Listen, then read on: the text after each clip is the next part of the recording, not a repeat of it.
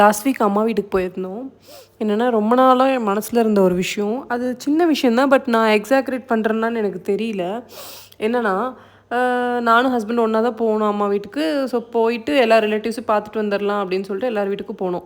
எல்லார் வீட்லேயும் காமனாக ஒரு விஷயம் நடந்தது. டீ காஃபி கொடுக்குறத தாண்டி இன்னொரு விஷயமும் பேசினாங்க. என்னென்னா ஹஸ்பண்ட் கிட்ட கேட்குறாங்க, எங்கள் பொண்ணு நல்லா இருக்காளா, உங்களுக்கு ஏற்ற மாதிரி இருக்கிறாளா, நல்லா சமைக்கிறாளா, உங்களை அனுசரித்து இருக்கிறாளா அப்படின்ற கொஷின் வந்து எல்லார் வீட்டிலேருந்தும் தவறாமல் வந்துடுது.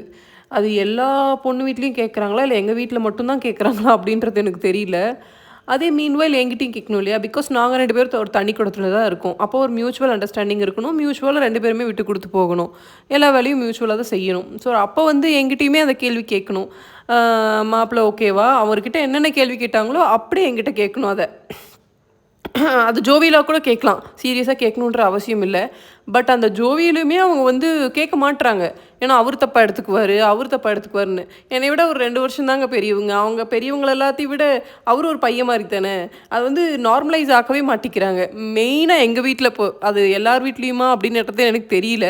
ஸோ இது வந்து எனக்கு ரொம்ப கடுப்பாகிற விஷயம்.